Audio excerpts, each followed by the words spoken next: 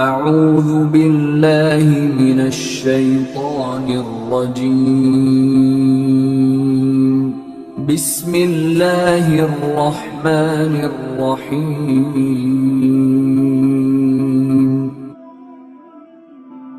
حضرت حذیفہ پتہ بیان کرتے ہیں، حضرت حذیفہ رضی اللہ تعالیٰ عنہ بیان کرتے ہیں خوشی دوسرے کو دینا۔ کہہ رہے ہیں میں اور میرے آقا صلی اللہ تعالیٰ علیہ وسلم نے ایک دفعہ سفر پر نکلے، گرمی شدت کی تھی، بہت زیادہ گرمی تھی۔ کیا ہوا، محبوب علیہ السلام نے ایک کنویں کے پاس سے گزرے اور مجھے کہنے لگے حذیفہ یہ گرمی بہت ہے، غسل نہ کر لیں؟ میں نے کہا یا رسول اللہ آپ کی جیسے مرضی۔ کیوں نہیں، آپ کی مرضی۔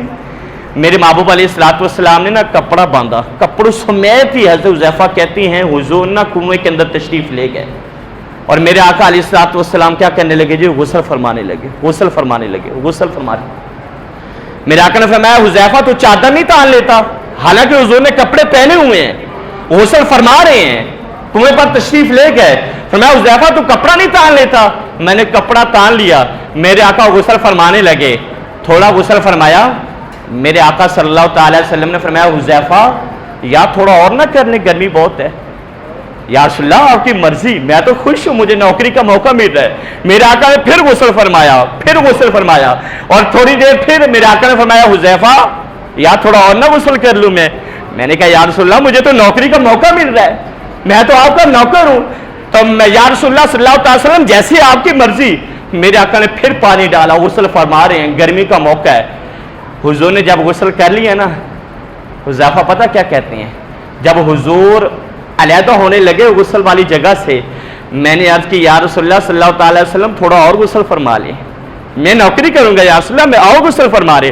میرے آقا نے پھر غسل فرمایا، پھر غسل سے فارغ ہونا۔ اب دیکھیں، اب اگلی بات سنیں۔